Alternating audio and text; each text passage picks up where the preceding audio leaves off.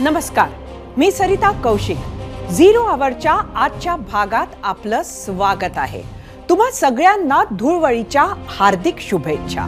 आज अनेक मतदारसंघात राजकीय धुळवड बघायला मिळाली. महाराष्ट्रातही लोकसभेचे रंग पाहायला मिळाले.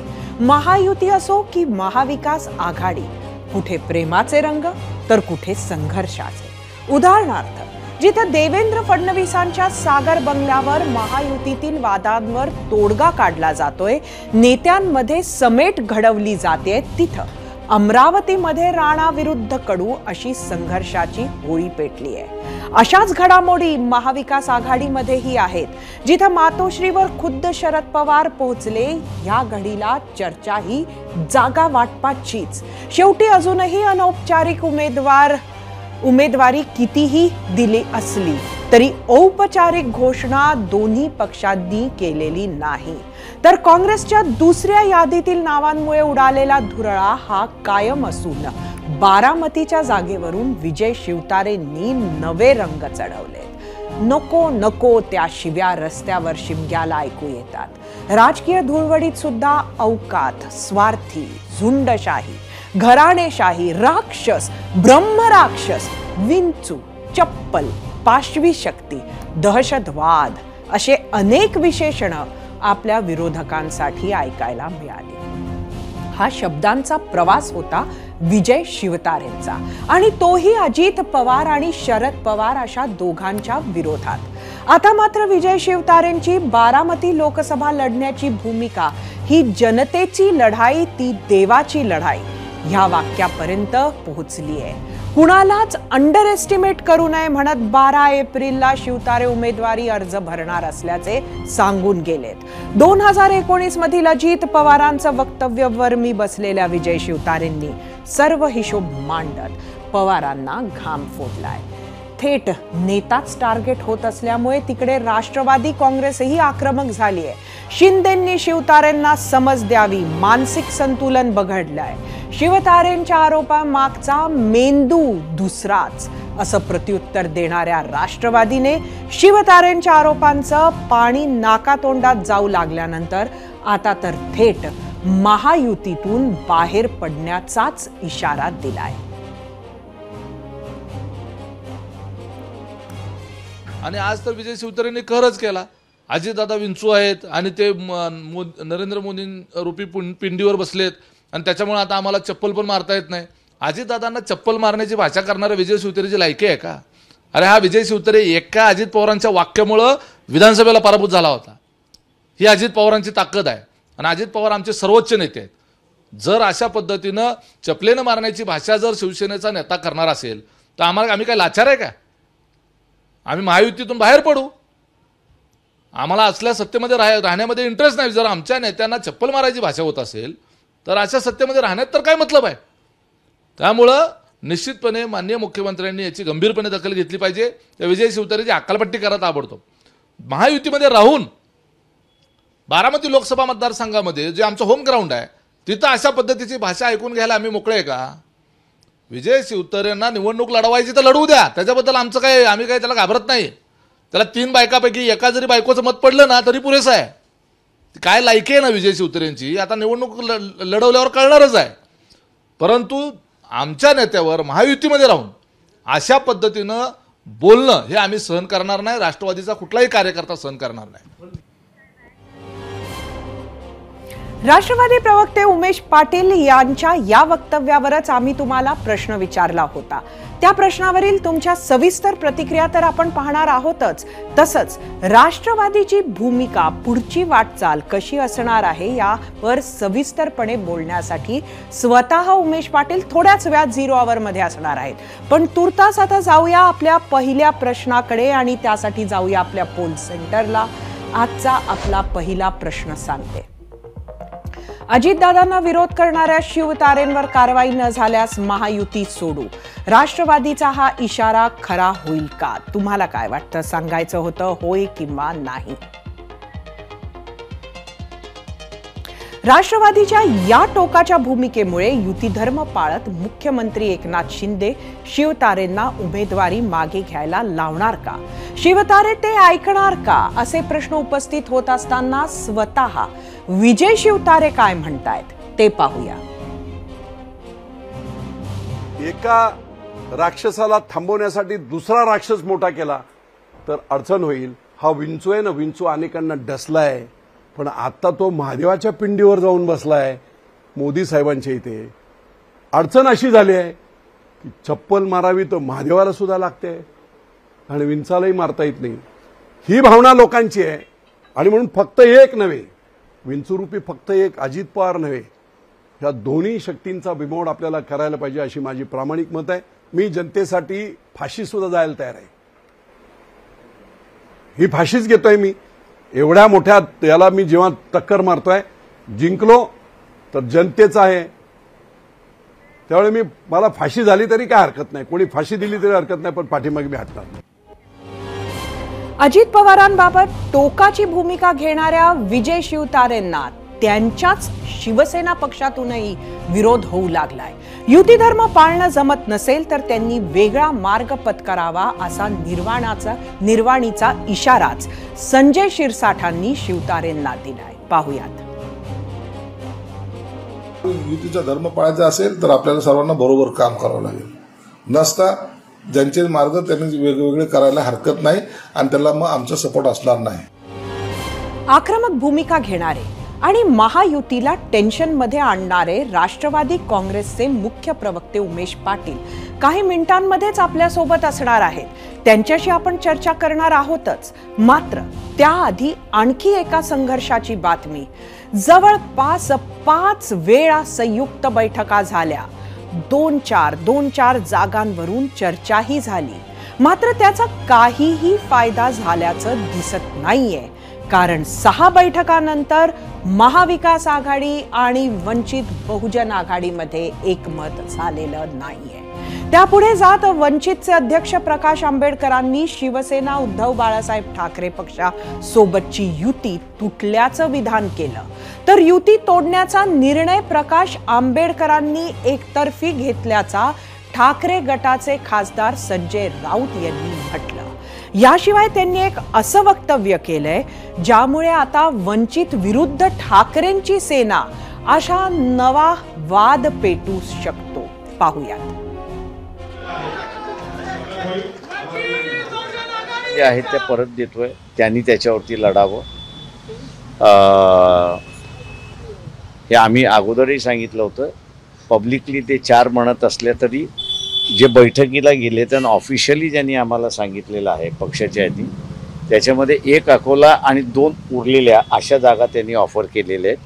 त्याच्यामुळे खोटं बोलणं जे आहे ते थांबलं पाहिजे असं माझं स्वतःचं म्हणणं आहे. तुम्ही किती तारखेपर्यंत थांबणार आहात, कधीपर्यंत थांबणार आहात? ते मी कोणावरती कॉमेंट करणार नाही. ज्यांना कोणाचं करायचं मी कालच जाहीर केलं की 26ला आम्ही आमची भूमिका त्या ठिकाणी जाहीर करू. महाविकास आघाडीच्या मागे जनमत आणि लोकमत आहे. बाळासाहेब आंबेडकर आमच्याबरोबर असते तर हा विजय अधिक दैदिप्यमान झाला असता, म्हणजे मताधिक्य आमचं थोडं वाढलं असतं. याचा अर्थ असा नाही की आम्ही परावलंबी आहोत, पण या महाराष्ट्रातल्या शोषित वंचित पीडित जनतेला आमच्याबरोबर घ्यावं. पण ही जनता आमच्याबरोबरच आहे आणि राहील. बाळासाहेब आंबेडकर सन्माननीय नेते आहेत. त्यांचं संघटन महत्त्वाचं आहे. आम्ही त्यांच्याशी वारंवार चर्चा केली आहे. आम्ही त्यांना वारंवार विनंती केलेली आहे. त्यांनी खरं म्हणजे हा प्रस्ताव मान्य करायला हवा होता, पण तरीही आम्ही आशा सोडलेली नाही. बारामतीवरून शिवतारे विरुद्ध पवार, जागा वाटपावरून ठाकरे विरुद्ध वंचित असे वाद सुरू झालेत. महायुती असो की महाविकास आघाडी, दोन्ही गटांमध्ये कुरबुरी सुरू असतानाच अमरावतीवरून महायुतीचं तोंड आणखी कडू होण्याची शक्यता आहे. महायुतीच्या जागा वाटपात आपल्याला कुणी विचारत नाही असं उघडपणे म्हणणारे बच्चू कडू वेगळ्या विचाराच्या तयारीत असल्याची चर्चा आहे. काही दिवसांपूर्वी उपमुख्यमंत्री देवेंद्र फडणवीसांनी महायुतीचा उमेदवार भाजपच्या चिन्हावर लढेल असं जाहीर केलंय.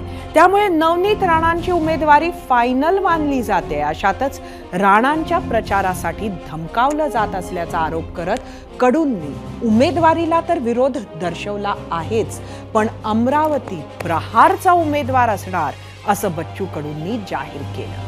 राणा कडू वाद, अडसुळांचा दावा, यामुळे युतीतल्या अडचणी वाढू नये, बंडखोरी टळावी म्हणून मुख्यमंत्री एकनाथ शिंदेंनी उद्या बच्चू कडूंना चर्चेसाठी बोलावलंय. आता बच्चू कडू शिंदेंचं ऐकणार की शिवतारेंप्रमाणे बंडाचा झेंडा फडकवणार, हे पाहणं महत्वाचं ठरणार आहे.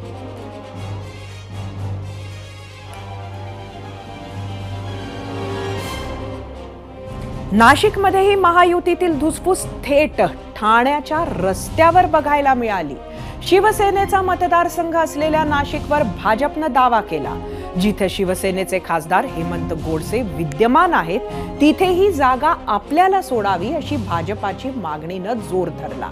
त्यामुळे हेमंत गोडसे आणि पदाधिकाऱ्यांमध्ये अस्वस्थता पसरली. या घडामोडींच्या पार्श्वभूमीवर काल रात्री गोडसे मंत्री दादा भुसेसह मुख्यमंत्र्यांच्या भेटीसाठी मोठा गाड्यांचा आणि कार्यकर्त्यांचा ताफा घेऊन ठाण्यात पोहोचले. तिथे काही तास रस्त्यावर ठाण मांडून बसले. या शक्ती प्रदर्शनानंतर शिंदे बाहेर आले, त्यांची भेट घेतली. मुख्यमंत्र्यांचे पुत्र खासदार श्रीकांत शिंदेंनी काही दिवस आधी नाशिकच्या मेळाव्यात गोडसेंची उमेदवारी जाहीर करून टाकली होती आणि मग सगळं महाभारत सुरू झालं होतं. आज याच पार्श्वभूमीवर नाशिकच्या आमदार देवयानी फडणवीसांनी उपमुख्यमंत्री देवेंद्र फडणवीसांची भेट घेतल्यानं आता पुढच्या चर्चांना जोर आलाय. मुख्यमंत्र्यांनी देखील सांगितलं का आपल्या शिवसैनिकांच्या ज्या भावना आहेत त्या त्यांच्या देखील आहे आणि म्हणून त्या आपल्या राज्यस्तरीय महायुतीचे सर्व जे काही नेते मंडळी असतील अशी सर्वांशी चर्चा करून आपण नाशिकची जागा ही धनुष्यबाणासाठी सोडून घेऊ अशा प्रकारची ग्वाही त्यांनी आम्हाला दिली. नाशिक लोकसभेच्या मध्ये भारतीय जनता पार्टीचे 3 आमदार आहे.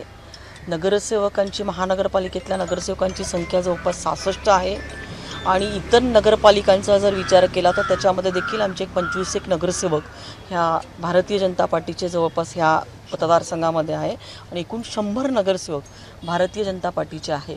त्यामुळे ही जागा भारतीय जनता पार्टीला मिळावी यासाठी आम्ही सर्वजण आग्रही आहोत. हे सर्वांचं आमचं एकमत ह्या विषयाच्या बाबतीमध्ये आहे आणि त्यासाठी आम्ही आज भेट दिली. असं म्हणतात की होळीला दुश्मन भी गले लग जाते हैं, पण हे सोडा, काँग्रेसमध्ये दुसऱ्या पक्षाला घेऊन नाही तर पक्षांतर्गत कोल्ड वॉर आजही प्रकर्षानं बघायला मिळाला.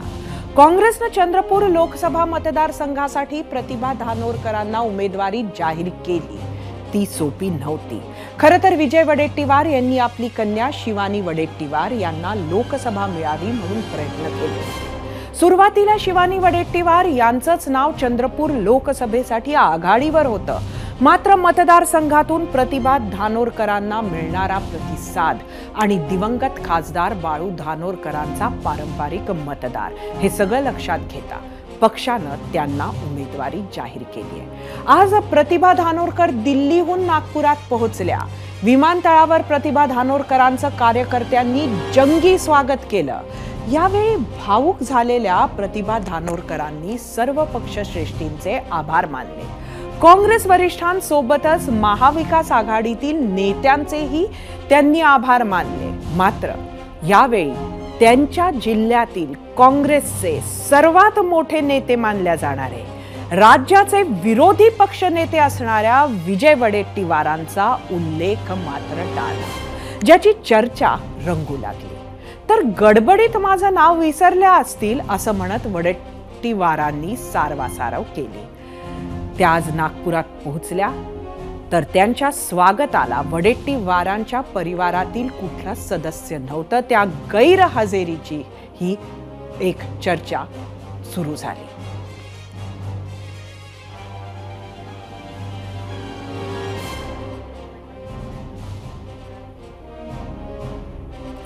लोकसभेच्या पहिल्या टप्प्यात रामटेकमध्ये मतदान होतंय, त्यासाठी काँग्रेसनं रश्मी बर्वेंना उमेदवारी जाहीर केली आहे. पण या उमेदवारीवर काँग्रेसमधूनच आक्षेप घेण्यात आलाय. काँग्रेसचे प्रदेश उपाध्यक्ष किशोर गजभिये ही उमेदवारी अर्ज दाखल करणार आहेत. त्यांनी 2019 ची लोकसभा निवडणूक लढवली होती. त्यामुळे यंदा तिकिटाची अपेक्षा असताना ऐनवेळी बर्वेंना उमेदवारी मिळाल्यामुळे किशोर गजभिये नाराज आहेत. त्यांच्या बंडखोरीची शक्यता वर्तवली जात असली तरी काँग्रेसकडूनच अर्ज भरणार असल्याचं गजभियेंनी स्पष्ट केलंय. पाहूयात.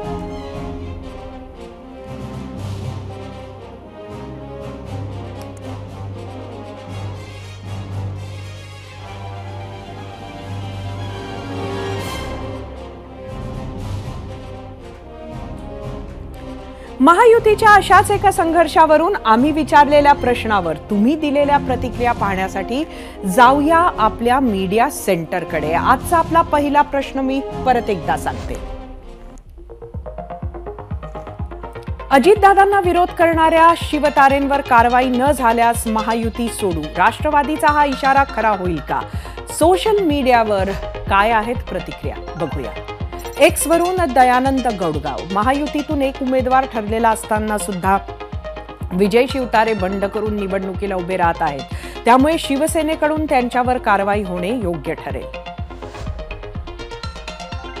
एक्स वरून मनोज जाधव, जे गेलेत ते फक्त सत्तेचा लाभ घेण्यासाठी लाभार्थी म्हणून गेले आणि आता राजकारणात स्वाभिमान तत्व याला काहीच किंमत उरली नाही. युट्यूबवरून राजेश, एक वेळेस शिवतारे महायुतीकडून बारामतीमध्ये लढतील, पण राष्ट्रवादीनं महायुती सोडणे शक्य नाही. युट्यूबवरून अरुण बेंद्रे, नाही, कारण अजितदादांच्या राष्ट्रवादीत तेवढा दम नाही. फेसबुकवरून उमेश शिंदे, त्याला वाघाचे काळीज लागते आणि यांचे परतीचे दोर केव्हाच कापले गेलेत. फेसबुकवरून रमेश जाधव, कशाला 4 जागा घेताय? युतीमधून तुम्ही बाहेर पडावे, तुम्ही स्वाभिमानी राहावे. इंस्टाग्रामवरून मेघा मस्के, एकटे विजय शिवतारे हे अजित पवारांच्या राष्ट्रवादीला एवढे जेरीस आणत आहेत, हे आश्चर्यकारक आहे. इंस्टाग्रामवरून प्रशांत म्हात्रे, नाही, महायुती तोडली तर हे जेलमध्ये जातील.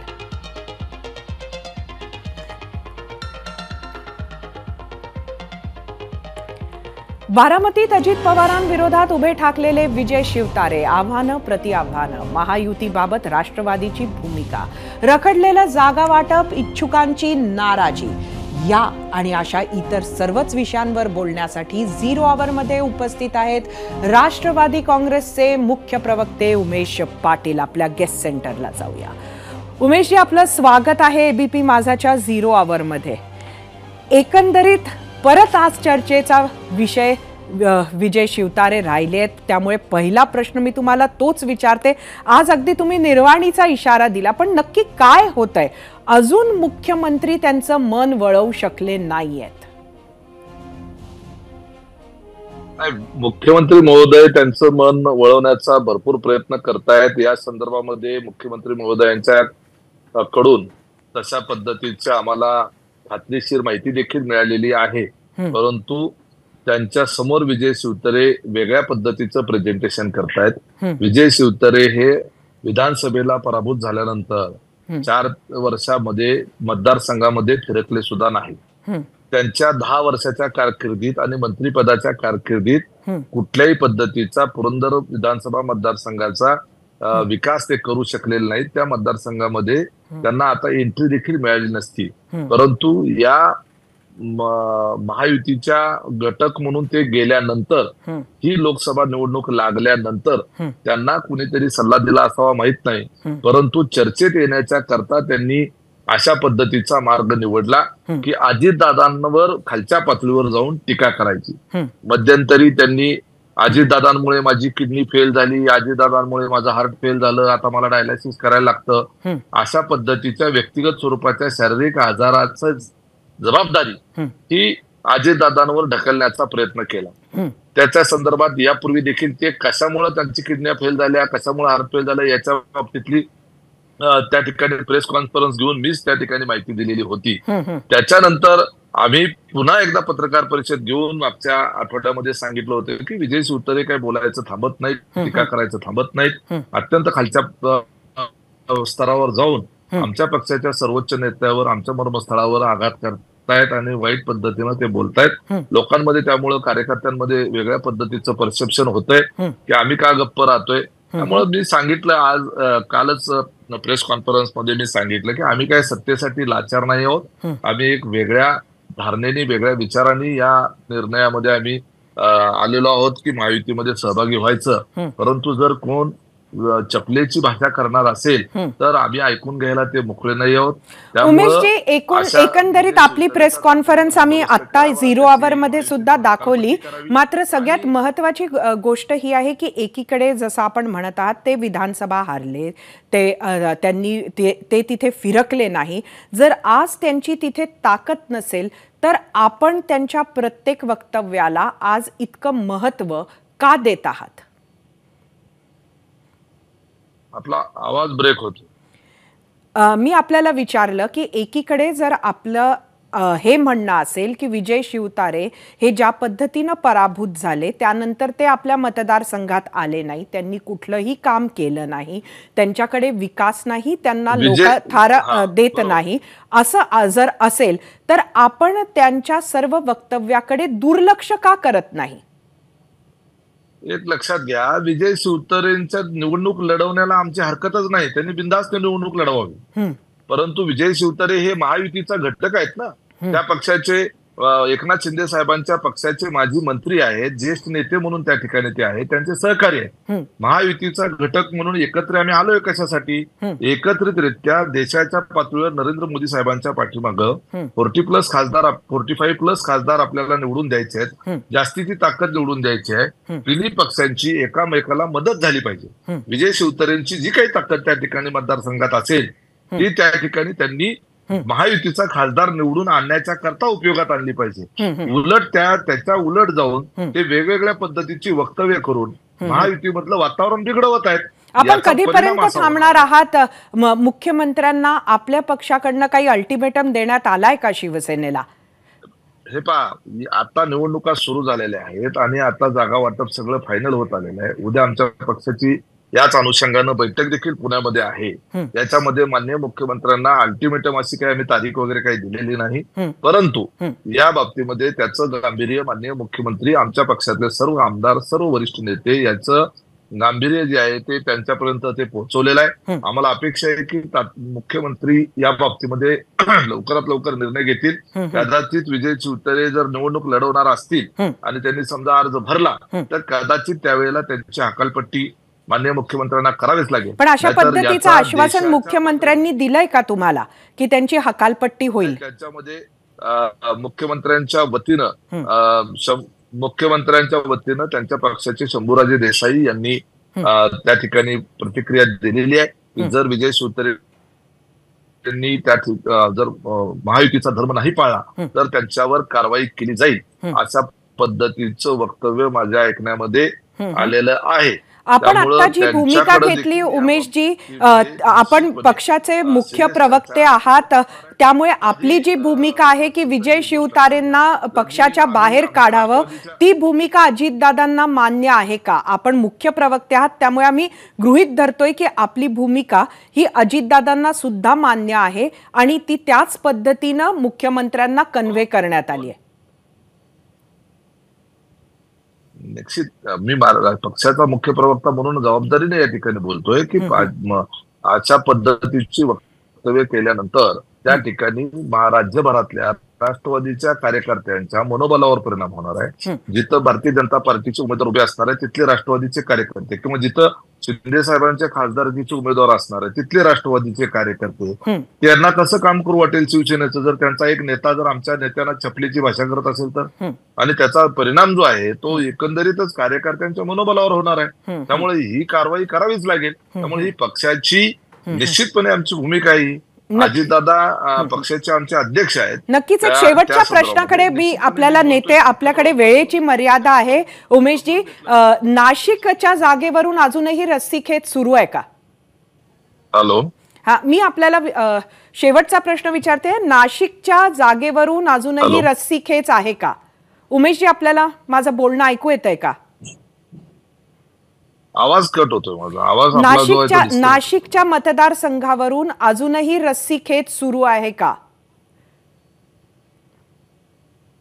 नाशिकच असं नाही, काही अजून 1-2 मतदारसंघ आहेत की ज्या ठिकाणी रस्सीखेच म्हणता येणार नाही. चर्चा त्याच्यावर चालू आहे. अच्छा, आपले खूप खूप धन्यवाद. आपण 0 आवर मध्ये आलात आणि आमच्या प्रश्नांची उत्तरं दिलीत.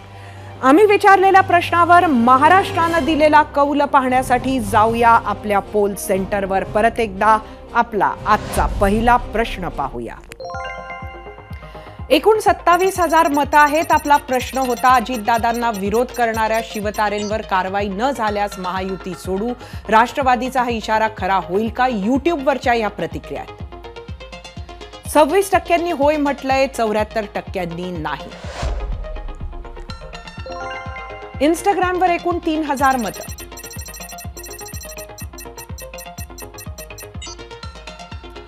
%54 लोकांनी होय म्हटलंय, 46% नाही.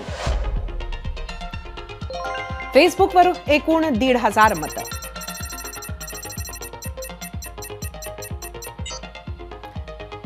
%24 होय म्हटलंय, 76% नाही. एक्स वर बघूया कौल.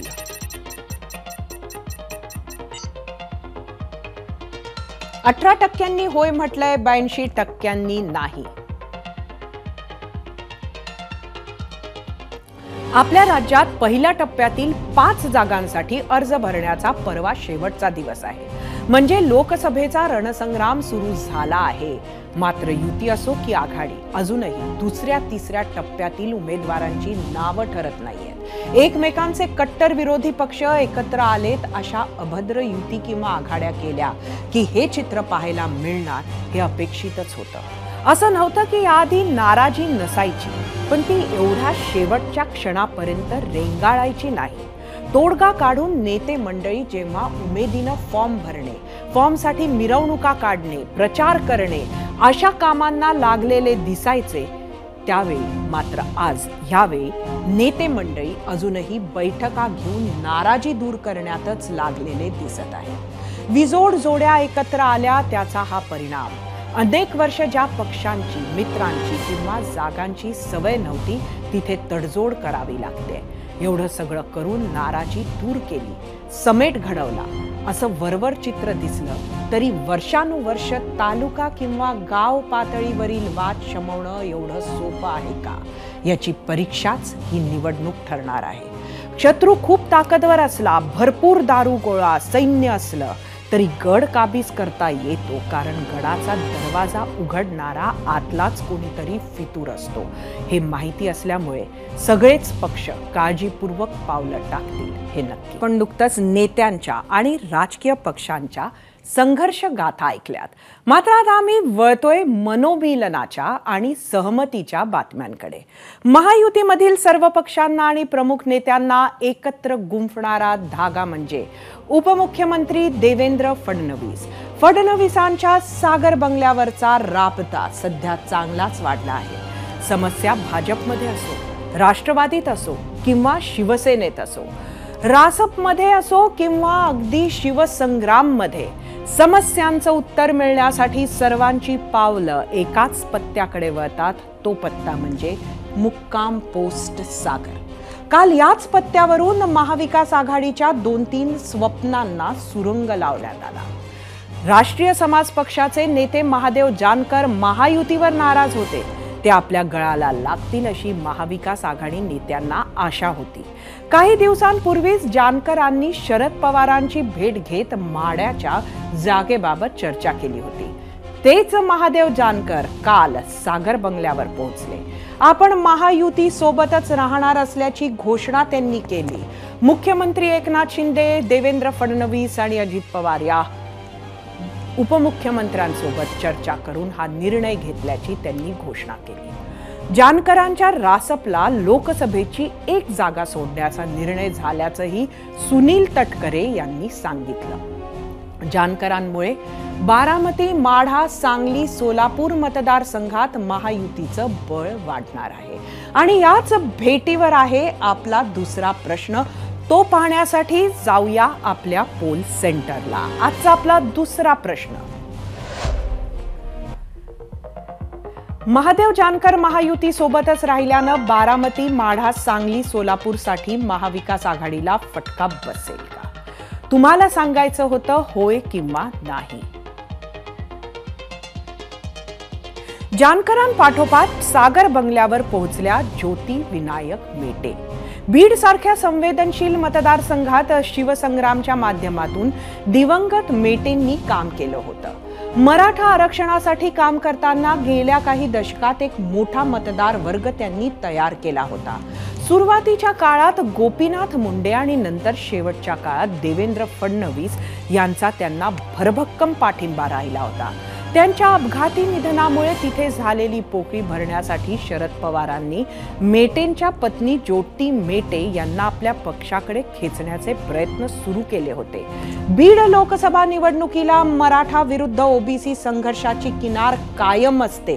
या पार्श्वभूमीवर ज्योती मेटे यांनी सागरवर फडणवीसांची भेट घेणं महत्त्वाचं मानलं जातंय. रासपचे महादेव जानकर, शिवसंग्रामच्या ज्योती मेटे यांच्यानंतर रात्री उशिरा सागरवर धडकले भाजप नेते इंदापूरचे हर्षवर्धन पाटील. बारामतीच्या राजकीय युद्धात दादांच्या विरोधातील अजून एक तगडे नेतृत्व. 2019च्या आधी हर्षवर्धन पाटील थेट भाजपमध्येच आले. आता अजितदादा सुद्धा महायुतीत आल्यामुळे आणि बारामतीतून राष्ट्रवादी लढणार असल्यानं हर्षवर्धन यांनाही हिशेब चुकता करायची संधी मिळाली. यात महायुतीचं नुकसान होत असल्यानं दोघांचीही समजूत घालण्याची जबाबदारी देवेंद्र फडणवीसांवर येऊन पडली.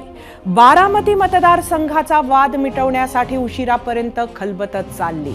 फडणवीस, हर्षवर्धन पाटील आणि अजित पवार यांच्यात जवळपास 2-2.5 तास चर्चा झाली आणि अजित पवार आणि हर्षवर्धन पाटील यांच्यात अखेर दिलजमाई झाल्याचं कळतंय.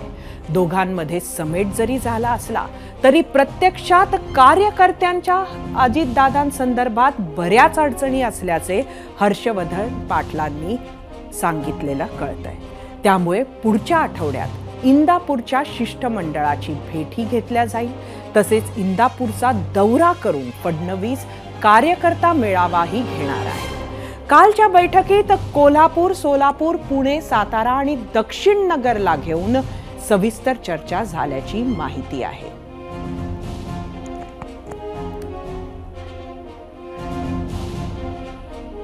जिथे फडणवीसांच्या सागर बंगल्यावर महायुतीतील संघर्षावर तोडगे काढले जात आहेत, तिथं महाविकास आघाडीतही एका नव्या समीकरणाची चर्चा सुरू झाली.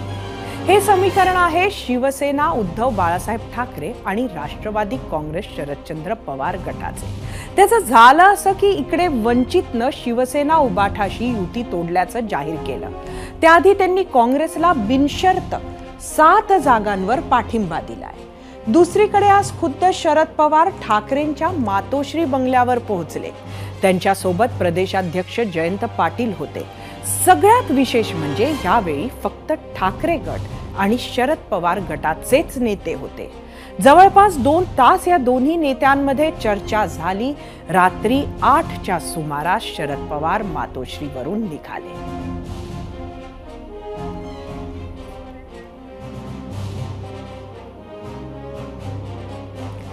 भाजपनं लोकसभेसाठी 5वी यादी जाहीर केली. यात महाराष्ट्रातील 3 उमेदवारांची नावं आहेत. सोलापूरमधून यंदा जयसिद्धेश्वर स्वामींचा पत्ता कट करत भाजपनं बीडच्या राम सातपुतेंना उमेदवारी दिली आहे. त्यामुळे काँग्रेसच्या प्रणिती शिंदे विरुद्ध भाजपचे राम सातपुते अशी लढत स्पष्ट झाली आहे. दरम्यान प्रणिती शिंदेंनी राम सातपुतेंना उद्देशून लिहिलेल्या पत्रातून टोला लगावलाय. या पत्रातून राम सातपुते हे बाहेरचे आयात उमेदवार असल्याचं दाखवण्याचा प्रयत्न करण्यात आलाय. प्रणिती शिंदेंचं व्हायरल होणारं पत्र नेमकं काय आहे ते पाहण्यासाठी जाऊयात मीडिया सेंटरला. प्रणिती शिंदेंनी राम सातपुतेंना लिहिलेलं हे पत्र माननीय राम सातपुतेजी, आपलं सोलापूर लोकसभेच्या निवडणूक रिंगणात स्वागत आहे. सोलापूर हे कायमच बहुभाषिक, बहुधार्मिक, सर्वधर्म समभाव मानणारं शहर आणि जिल्हा आहे. इथे सर्वांना आपली मतं मांडण्याची मुभा मिळते, मग तो इथला असो किंवा बाहेरचा. मी सोलापूरची लेक म्हणून तुमचं सोलापुरात स्वागत करते. तसंच या उमेदवारीच्या निमित्तानं तुम्हाला जी संधी मिळाली आहे त्याबद्दल शुभेच्छा देते. लोकांचे प्रश्न, त्यांच्या समस्या, त्यांच्या गरजा आणि मतदारसंघाचा विकास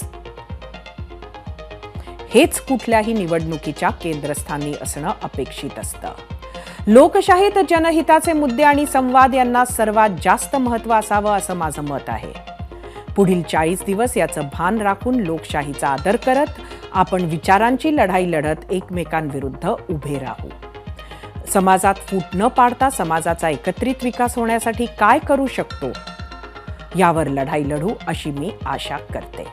सोलापूरकरांच्या वतीनं पुन्हा एकदा तुमचं सोलापुरात स्वागत करते आणि तुम्हाला शुभेच्छा देते. प्रणिती सुशील कुमार शिंदे. प्रणिती शिंदेंच्या या पत्राला राम सातपुतेंनीही जशास तसं उत्तर दिलंय. पाहूयात.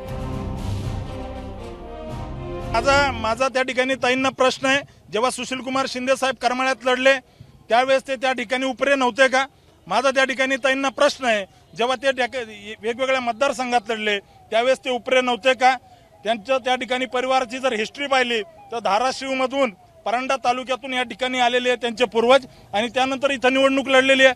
माझ्या आईवडिलांनी तर इथं ऊस तोडलेला आहे. माझ्या आईवडिलांनी या ठिकाणी इथल्या मातीची सेवा केलेली आहे. माझं बालपण या मातीमध्ये गेलेलं आहे, त्यामुळे त्यांना नैतिक अधिकार नाही आहे हेच या ठिकाणी सांगतो. आमचे महायुतीचे सर्व कार्यकर्ते, भारतीय जनता पार्टी, शिवसेना, रासप आणि सर्व घटक पक्ष, राष्ट्रवादी या सगळ्यांना मिळून त्या ठिकाणी ही निवडणूक या ठिकाणी त्यांचा नैतिक पराभव झालेला आहे. लोकसभा निवडणुकीत महाराष्ट्रातील 48 जागांसाठी भाजपनं 23 ठिकाणी उमेदवार जाहीर केलेत, तर काँग्रेसनं 9 ठिकाणी उमेदवारी घोषित केल्या आहेत. त्यामुळे काही मतदारसंघातील लढती स्पष्ट झाल्यात. त्याच लढती पाहण्यासाठी जाऊया आपल्या मीडिया सेंटरला. स्पष्ट झालेल्या लढती. नंदुरबार इथं हिना गावित भाजपच्या उमेदवार, तर गोवाल पाडवी काँग्रेसचे. नागपूरमध्ये नितीन गडकरी विरुद्ध विकास ठाकरे. भंडारा गोंदिया भाजपचे सुनील मेंढे विरुद्ध डॉक्टर प्रशांत पडोळे काँग्रेस. गडचिरोली चिमूर अशोक नेते भाजपचे, तर डॉक्टर नामदेव किरसानक काँग्रेसचे. चंद्रपूर इथं सुधीर मुनगंटीवार भाजपचे उमेदवार, तर प्रतिभा धानोरकर काँग्रेसच्या. नांदेड प्रताप पाटील चिखलीकर भाजपकडून निवडणूक लढणार, वसंतराव चव्हाण काँग्रेसकडून. पुण्यातून मुरलीधर मोहोळ भाजपचे उमेदवार आहेत, तर रवींद्र धनगेकर काँग्रेसचे. लातूरमधून सुधाकरराव शृंगारे भाजपचे, तर शिवाजीराव काळगे काँग्रेसचे उमेदवार म्हणून निवडणूक लढणार आहेत. सोलापूरहून राम सातपुते विरुद्ध प्रणिती शिंदे अशी भाजप विरुद्ध काँग्रेस लढत इथं बघायला मिळणार आहे.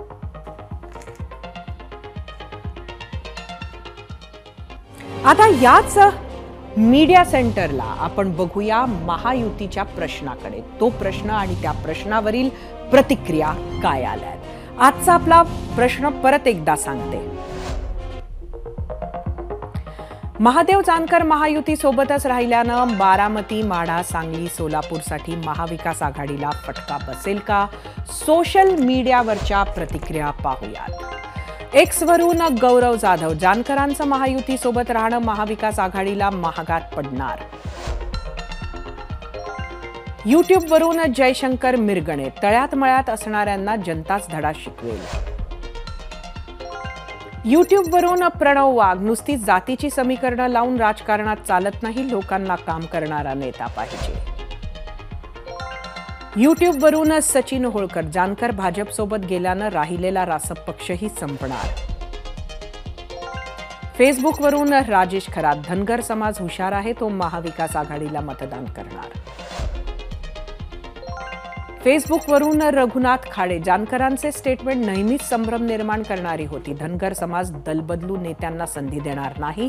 जानकरांचा प्रभाव यंदा दिसणार नाही. इंस्टाग्रामवरून रावसाहेब वसाने, 2 दिवसात जानकरांनी जी पलटी मारली ते जनतेला आवडलेलं नाही, त्यामुळे महायुतीला काही फायदा होणार नाही.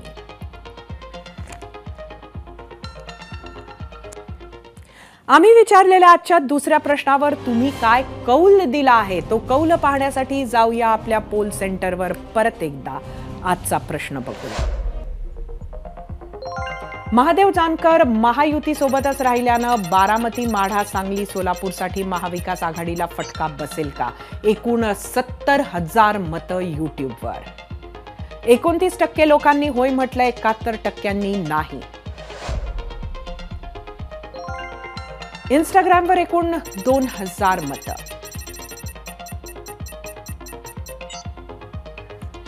57% लोकांनी होय म्हटलंय, 43% नाही. एक्सवर एकूण 3,500 मतं.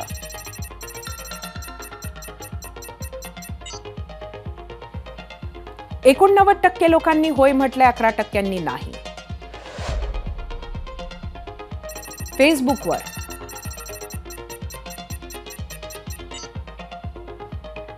28% होय म्हटलंय, 72% नाही.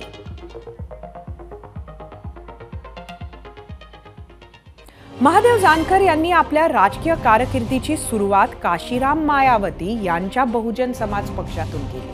नंतर साधारण 20 वर्षांपूर्वी त्यांनी आपल्या राष्ट्रीय समाज पक्षाची स्थापना केली. लोकनेते गोपीनाथ मुंडे यांची त्यांच्यावर नजर पडली आणि ते राजकारणातील मुख्य प्रवाहाच्या जवळ आले. मुंडेंनी जानकरांना सतत बळ दिलं. काँग्रेस, राष्ट्रवादी काँग्रेसला सत्तेतून हटवायचं असेल तर समविचारी शक्तींनी एकत्र आले पाहिजे असं मुंडे मानायचे. त्यातून महायुतीची संकल्पना आकारास आली. रिपाईचे आठवले, स्वाभिमानीचे राजू शेट्टी, सदाभाऊ खोत, रासपचे जानकर असे नेते भाजप सेना युतीसोबत जोडले गेले होते. त्यामुळेच गोपीनाथ मुंडे नसते तर हा महादेव जानकर मेंढरं राखत बसला असता, या शब्दात जानकर गोपीनाथ मुंडेंचे ऋण व्यक्त करतात. एवढंच नाही तर फडणवीस सरकारमध्ये कॅबिनेट मंत्रीपद मिळाल्यावर जानकरांनी शपथ घेताना गोपीनाथ मुंडेंचंही स्मरण केलं होतं. असे महादेव जानकर आधी 2009 साली माढ्यातून आणि नंतर 2014 साली बारामतीतून लोकसभेत पराभूत झाले आहेत. बारामतीतून त्यांनी सुप्रिया सुळेंना तगडी फाईट दिली होती. त्यामुळेच आता त्यांना पुन्हा लोकसभेची निवडणूक खुणावत असावी.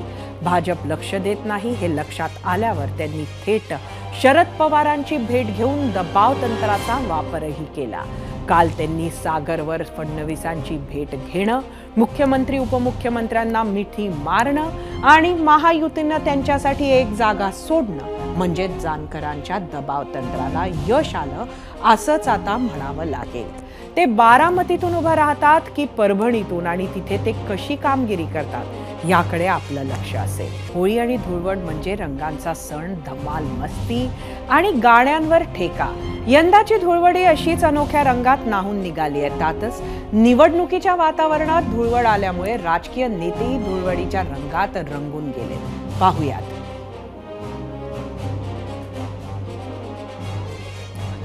नेते मंडळींची धमाल, धुळवड आणि त्यांचे पॉलिटिकल रंग.